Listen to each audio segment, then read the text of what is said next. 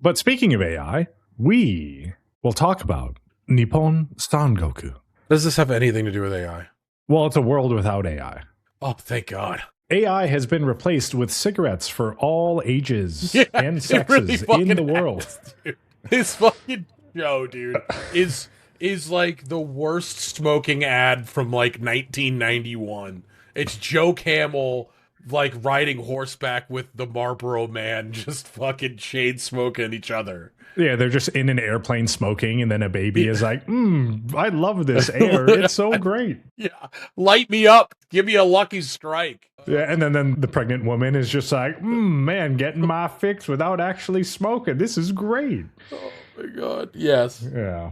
And this is healthy. And I get to feel healthier being in this airplane. It makes me thinner and look younger. Yeah. Don't smoke, kids. Yeah. I know that I it's not smoke, but I don't do it. Don't follow my footsteps. It's fucking terrible. Yeah. But characters that did follow in your footsteps are here in Nippon Sangoku, episode 2. Ready. It gives the initial summary of how the world ended up the way it was, similar to episode 1, but it adds the Buo Nation led 10,000 soldiers across the Yamato border, invading Aichi, and Yamato requested reinforcements from the capital of Osaka. Cuts to the Buo general of the Western Expedition, Hiromasa Shimada, and the Battle of Nagashino, saying that the moment they deployed on the Shin-Tome Expressway, victory was assured. And how could 8,000 Yamato soldiers possibly reach their headquarters? And it shows that above there are 17,000 Buo soldiers, and below are 10,000. And they're like, hell yeah, let's celebrate our victory in advance. Cuts to Taira Yoshihiro, and he's like, man, this sucks. I'm going to lose. Oh, hey, there's a tea stalk in my tea. But then another soldier is like, hey, a small unit from Osaka has arrived. Cuts back to the Buo soldiers celebrating their imminent victory, but then it appears some soldiers are scaling the expressway walls. An eye-patch old man Solid Snake blasts Shimada and 5 other commanders with his revolver and tells the remaining commander dudes that if they surrender, he'll give them all private land, and the Yamato soldiers that defected would be off the hook too. And they're like, hell yeah, deal. And it's revealed that old man Solid Snake was none other than Ryumon Mitsuhide, bringing the Battle of Nagashino to a swift conclusion. When he scaled the wall, I was like, Greg's going to say Solid Snake because I want to say Solid Snake. It's like ingrained in our blood.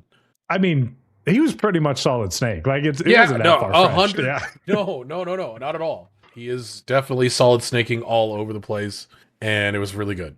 I don't know what happened to these other soldiers here. So after he blasted the commanders and stuff, he's like, all right, everyone, you're off the hook. But then it shows he killed all of them. He said he would let them have land and stuff. I'm assuming that he still killed like a couple hundred. Oh, okay. That didn't agree, and that's all their bodies. Oh, yeah. Okay. Makes sense. But it cuts to Osaka at 7:57 p.m. and Aoteru lighting up a cig, narrating that he resigned from his post as agricultural officer and sold their house and came to Osaka with naught but the shirt on his back. Aoteru thanks the boat guy, and the boat guy says Ryumon was deployed to Aichi, so he isn't in Osaka right now, and he tells him to head to the Tsutenkaku, which is where the general's house is. Cuts to Aoteru navigating to the house, and there's gangsters on one side and ladies of the night on the other. And he remembers the boat dude telling him to stay in a hotel because the city is sketchy as shit. He reaches the Tsutenkaku and has a fleeting thought of sake and then geeks out about the architecture of the tower. Aoteru finds the super cheap hotel, but it's filled with a bunch of delinquent-looking dudes, and they're like, hey, yo, lame-looking side-part hair dude, go say hello to Mr. Sune. And Aoteru is like, who dat? And all the dudes freak out, but Sune is like, quit it, boys, and introduces himself as Asama Yoshitsune, age 17, also smoking a cig. And he says he's planning to pass the Toryumon tomorrow. This guy's great, by the way. Yeah, he's pretty cool. I'm a big fan of all the characters in this anime so far. I think this is right below marriage toxin for me. But Sune is like, who are you? And Aoteru introduces himself, and Sune is like, never heard of you. You from the countryside? That makes sense. Why you don't know me? And Aoteru is like, shit, I picked the wrong hotel. Tsune continues and says the Asama clan is prestigious and has supported Yamato since its founding, and he is the direct heir to the clan. I'm sick, aren't I? And Aoteru is like, well, and all the dudes are like, he's fucking sick, isn't he? Huh? You saying he isn't fucking sick? Aoteru is like, nah, I'm not saying he isn't sick, but I don't have much info, so I can't tell how sick he is. And the boys are like, fuck you, time to die. And Aoteru is like, man, what's with this peer pressure right now? And Aoteru is like, well, if I follow your guys' logic, then that means the Taira clan is like hella sick. And they're like, no, fuck Taira. But Sune is like, okay, chill out, boys. Aoteru is interesting. Then I have a note here that says Sune uses two dialects, the Eastern, like standard proper Tokyo dialect, and then the more kind of, I guess, country Kansai Ben, which Aoteru picks up on. Can you pick up on that? Yeah. You can? Yeah.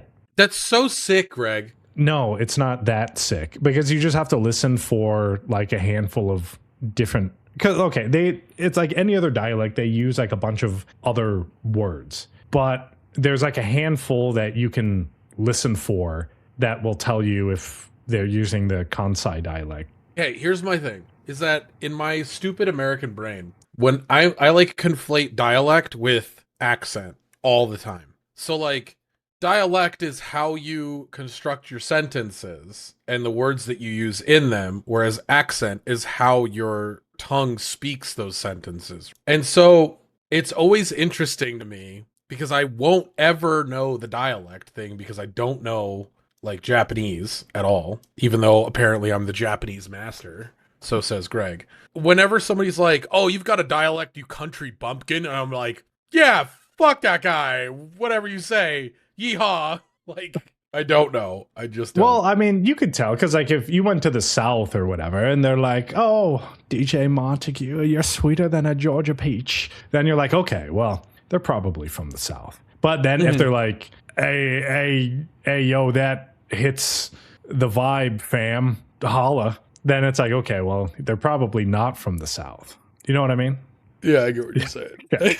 But okay, so quick Japanese lesson, I suppose. The negative form saying something. So if you said like, I don't know, like taberu, that means like eat. But if you say like taberarenai, I can't eat. But then with the Kansai dialect, you would replace nai with hen. So it would be taberare hen. And then that's how you can tell that it's the different dialect. In other animes, if you just listen for that, when they say that hen part, they're speaking that Kansai dialect. Hen, yeah. Yeah. I mean, there's way more to it than that, but that's what I listen for to know if they're just speaking the Kansai dialect or not. I remember when I had an embarrassing situation as a young lad. There was a girl in high school that was taking Japanese. I was watching anime, and I had learned how to say, hi, nice to meet you. The normal greeting. And I was like, I'm going to impress this girl by saying, hi, nice to meet you. I don't remember it anymore. But no, let the anyway, Japan master No. We good. And I remember saying it to her, and she just looked at me, and she's like, I'm taking Japanese for extra credits, and you said that wrong.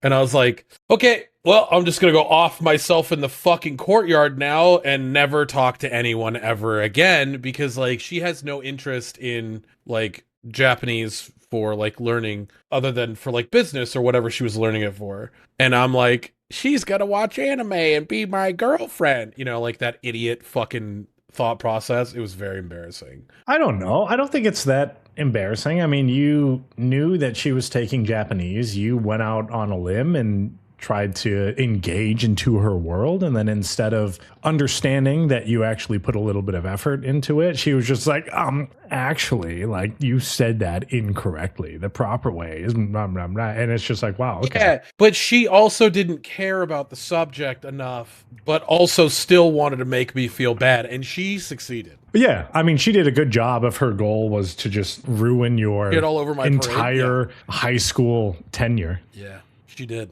Well, good for her. Hopefully she's doing well. To this day. That was 24 years ago. All right. Well, Tsune continues and says that his mom said back in Japan era, people would mix in foreign words that common folks couldn't understand to gain respect. And he was staying at this cheap hotel hoping to meet someone like Aoteru since he actually has a brain. And he's like, sucking up to people is I, since what do you think would have happened to you if I didn't say anything? Tsune says he has a dream of reuniting Japan and becoming respected, and Aoteru would be smart to get closer to him. But then some crazy bum dude with a scar over his eye literally just stabs a guy, then charges Aoteru, but Tsune chops his right arm off, and the bum runs off, and Tsune is like, pretty sick, huh? Say I'm sick, and satisfy my need for recognition. And he says, yeah, you're sick. But then crazy bum man runs back in with his right arm bandaged up and goes for the back stab on Tsune. But this time, Aoteru saves him by tackling the bum. Aoteru is like, Tsune, you're sick. But if I could offer some advice. And then Tsune kicks Aoteru and is like, oh, a suggestion for me? And Tsune stabs his sword in the ground, but Aoteru grabs it, cutting his hand, and is like, if we both pass the Toryumon, we'll be colleagues. I don't want a great colleague like you to die because of your careless speculation, so let me offer you advice. Tsune is like, okay, countryman, out with it. And then Aoteru goes into logical mode and pointed out all of the things he said that were wrong, and then quotes more war book stuff about how trying to find opinions that he wants to hear rather than earning the people's respect, he will instead earn their fear or hatred, and Aoteru isn't above sucking up to people since his purpose is to fulfill his wife's will, who was killed by the Taira clan, and if sucking up was necessary, he would do it all day. But he would never bow down to peer pressure, even if it means getting killed. And he came here to change the world. And then we do see the blue eyes in this screenshot. So what I was talking about last episode, when he talked to Denki after Saki got killed, this was like the blue eye Super Saiyan logical mode that was happening. Did you also notice that earlier in the scene, when Asuma was talking shit, his eyes are glowing purple? They are, right there. Right in his face. Dude, if I had purple eyes, it'd be so sick. It'd be terrifying. I don't even know if that's like a natural color. It's not. But Tsune thinks, holy shit, this guy is cringe. But why is everyone looking as if I lost? And then thinks about what Aoteru said about sucking up, and then he sucks up to Aoteru, but thinks that Aoteru will never pass the Toryumon. Cuts to the next day, and Ryumon heading back, and one of his advisors wondering if any good candidates will come today. And they said, Ryumon is strict and hasn't hired anyone this month or last. The narrator says that over 1,000 people gather to Ryumon's residence a day, hoping to become one of his retainers, and people call passing the exam passing the Toryumon. It's year 57 of Yamato, spring, 7:42 a.m., with a temperature of 16 degrees Celsius. And Aoteru and Tsune are standing outside, and Tsune says he should give up on the Toryumon because Aoteru doesn't have any martial arts training, and you must hate waiting in long lines like this. Aoteru is like, well, as he pushes up his glasses, well, actually, in Japan era, people waited all the time in lines for theme parks, and people have always stood in lines to fulfill their heart's desires. Lines suck, dude. Fuck that. Hate this shit. It's meant to prove patience for things you're excited about and to destroy instant gratification. But also, it's a corporate agenda for order versus chaos. I think there's a sliding scale in terms of waiting in line. So when I was a young warthog, I went to Cedar Point. And back then, I think the Cedar Point tickets were like $30. And if you brought like a Coke can in, you got like $5 off. So it was like $25 to get into Cedar Point. If you went on the weekend or like a busy time, which is every weekend basically, you would have to wait in line for, I don't know, like 2 hours, if not more, for some of like the major rides. You can hit some of like the non-flagship rides and you would wait in line for like an hour, hour and a half or something. But even if you spent all day there, so let's say, you know, you got there at like 11 or noon and then you stayed until like 8 or 9, you couldn't even ride all of the flagship rides in one day because you were waiting in line so long. Then once you get to the ride, you're like, damn, that was sick for my like, you know, minute and 20-second roller coaster that I waited for this like is 3 hours. all of the things I hate about the world. But I realized as I grew older that time has value, and that time to value scale shifts as you get older. We'll just say generically, when you're like 18, 19 or whatever, you probably have like a basic minimum wage job or something. So you paying $30 to get into Cedar Point and then waiting in line is probably like worth it for you. You know, you could always spring for like $200 and get the fast pass and just ride as many fucking rides as you want. But, you know, when you're like 18 or 19, you're like, damn, that's pretty steep to buy a $200 fast pass. But now that I'm older, I feel like my time is worth more than it was when I was younger. So I probably wouldn't even go to Cedar Point unless I bought a fast pass, because I feel like the value of my time has increased versus whatever, however long ago 19 was. Now with a fast pass, you can literally ride every single ride in the park like 3 or 4 times in an entire day versus only picking like 2 or 3 if you didn't have a fast pass. I don't think that like a 17-year-old's time is worth less in the grand scheme of the world, but I do think your value of your own time, what you view as the value, changes. So me saying I don't want to wait an hour for a thing, obviously, like, I care more about waiting around and sitting and doing nothing, because I think it's a waste of time to stand in line for something that I'm not really excited to do anyway. But, I mean, other people could be like, oh, that's part of the charm. And it's like, that's just that opinion. And that's what I feel like. With this, I understand that he is, like, so excited to do this. He's willing to wait 6 hours to try and join the Streamon. It's weird, man. In, like, society now, right? Like, I agree with you. Like, time's value, I think, is the same across everybody, right? Like, time is time. Time doesn't really change. Everyone is living in the same time, pretty much. Mm-hmm. If we look at the world we live in now, the only really way to assign value to your time is basically like what your job position is. So if you're like 19 and you're making $10 an hour, then paying $200 for a fast pass is like a lot of money. 20 hours of your working time. Yeah, you would rather just wait in line instead, so you don't have to spend the $200 to get the fast pass. But for me, like, if your hourly wage is $200 an hour, then your fast pass, like, it doesn't even matter. That just involves capitalism in a conversation that I don't know if we can get into because we don't have all the time in the world. Yeah. But what I will say is that I believe that everybody should be on that fast pass schedule, and when you arrive at a thing, that they should be like, oh, this is a system for us to not make more money, but to incentivize like good health of the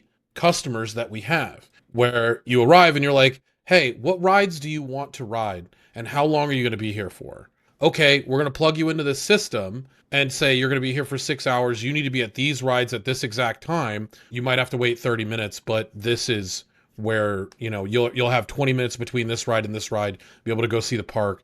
And then you'll be able to spend more money around because you're not just waiting in fucking line. I think Disney and Universal do adopt that now, where you can basically queue up for that and then come back at a certain time, and then you get, and it'll be on your fucking phone, and you could just be like, boom, boom, boom. I don't know if Cedar Point has that now, but I feel like of all the Michigandians, the Michiganites that I've ever met, they would be like, well, if you don't wait in line, you're not putting in the hard Michigan labor that we all worked and died for. Detroit rules. Go Red Wings! Like, everybody from Michigan that I've ever met is like, Cedar fucking Point, dude! Yeah. I mean, if you like roller coasters, Cedar Point is where to go. Yeah. Like, Universal is super lame. The Hulk, that's trash. Harry Potter dome Nah, ride that makes you I went motion to sick. Universal. If you want to go see The Mummy for the 20th time. Oh yeah, that doesn't have a line at all. I think I just chain rode that. Yeah, I shit was sick, dude. Do they have the same one at that Universal as they do in the one in LA, where you just like go down a tunnel forward and then they just send you back up the tunnel backwards? Yes, I think it's pretty similar because I went to Orlando. Yeah, I think it like starts, you like go and then like you go up some shit and then I think there's like a scary thing and then it like drops you and then you go down the thing and then you go like in reverse because the mummy's chasing you or something, right? Yes. Yeah. Pretty same thing. Yes. Okay. God, I'm glad it's the same everywhere. All right. And then I pay like $30 for like a fucking butterbeer ice cream, dude, and it's 17,000 calories. Yeah. All right. Anyway, no. So Aoteru and Sune did not get fucking butterbeer ice cream while they waited in line. But Sune is like, "What the fuck is up with this guy?" And then he narrates that Aoteru buried the dude that the bum stabbed because in this country, even if the victim's identity is confirmed, the death isn't reported to the family. And then he praised Tsune for his sick-ass swordsmanship. Tsune is like, why the fuck am I analyzing this dude? Could I be interested in him? I'm the heir of the Azuma clan. In this country, Bumpkin is a loser. Real quick, this is a very, like, it reminds me of Gonkutsuo, where, like, some of the characters have that like, background style, like, their outline, and then the entire background moves, and everybody is part of the background. So it's an interesting way to show that these characters don't matter, but still give them depth. And I like this. The animation style of this is great. It cuts to 250 minutes later, and the Toryumon entrance exam begins.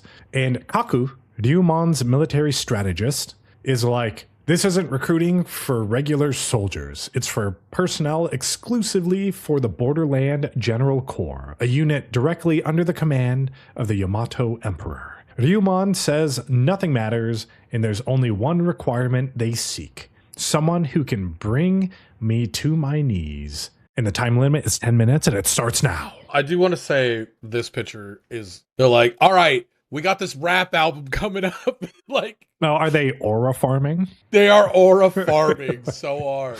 Do you have Guile in the background too? Dude, I was literally going to say, it's fucking Guile just hanging out. And he's like, y'all check out my flat top yet? But everyone was like, what the fuck does that even mean? And a bunch of dudes just try to physically force him to the ground, but no one can budge him. Aoteru narrates, for the past 3 months, he studied descriptions of the exam, but the content varied each time, and the only common thread was they are performance evaluations based on a strict meritocracy. Tsune thinks everyone is a fucking loser here. Hold my beer, Aoteru. And he gets his sword out, and he's like, I'll take those knees of yours, old man, with 4 minutes left in the exam.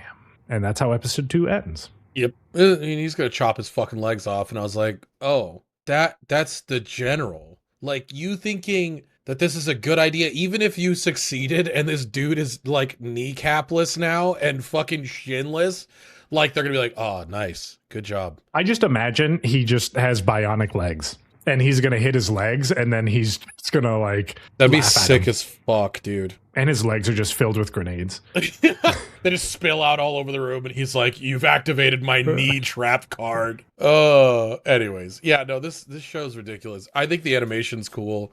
I'm enjoying the storyline, but like this part, I was like, okay, all right. He's gonna chop his fucking legs off. I don't know.